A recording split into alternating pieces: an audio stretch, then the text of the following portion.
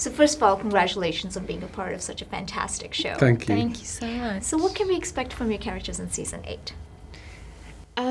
I think this season is sort of crazy in terms of just how high the stakes are for everyone involved, and I think it's a great equalizer in the sense of all the kind of political hierarchies or different statuses or kind of wildling versus Westeros person don't sort of matter so much anymore because everyone's in equal amounts of peril, and so you start to see people really stripped down to their kind of most kind of raw, instinctive selves, and everything's just kind of about survival at this stage.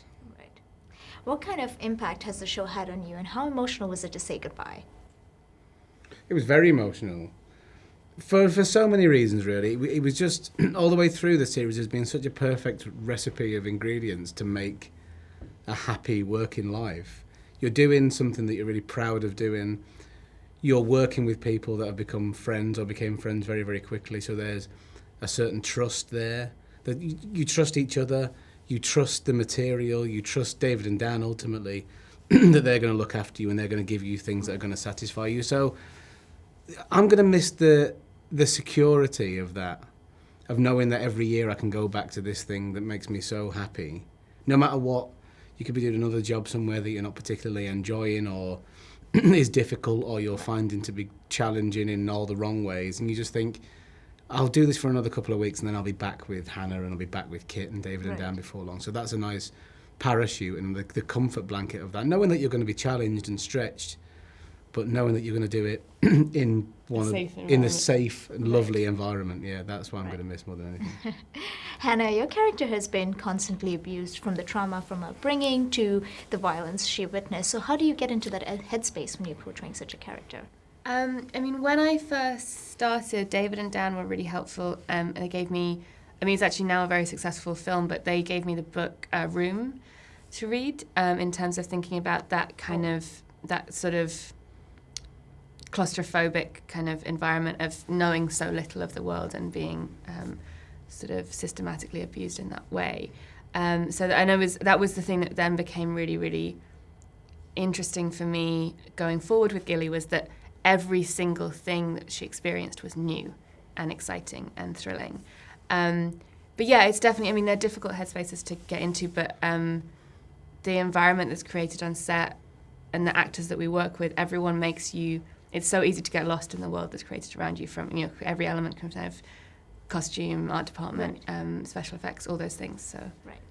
And your character, Sam, has shown himself to be incredible bravery when he is pushed. So does that come easily to you when you're playing this character?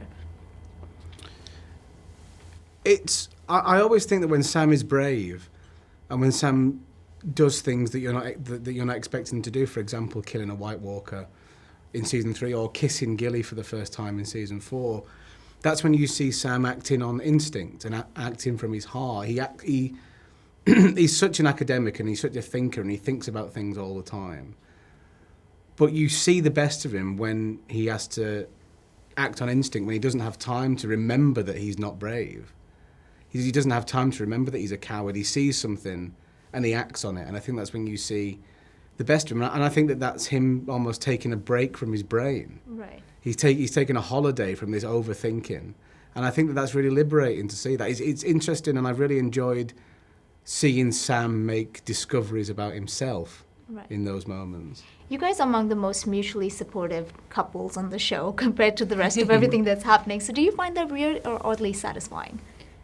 I think it's great. I think we're both really proud of the way we've been able to portray this relationship, as well as we're each as individual actors portraying characters. We've collaborated to portray this couple, and we've talked a lot about how we were so lucky that it was portrayed, the development of their relationship was very gradual. So you got to really, really see it. Always felt very organic and natural and detailed, rather than kind of this like rush into headlong passion sort of thing. But yeah, it's I think also they're a family. They're not just a couple. They're a family. They have a child, and I think we've really enjoyed portraying the kind of domesticity of them. All right. Yeah. Thank you so much for the time. Thank I'm wishing you you so all the much. best. Thank you. All the best to you too.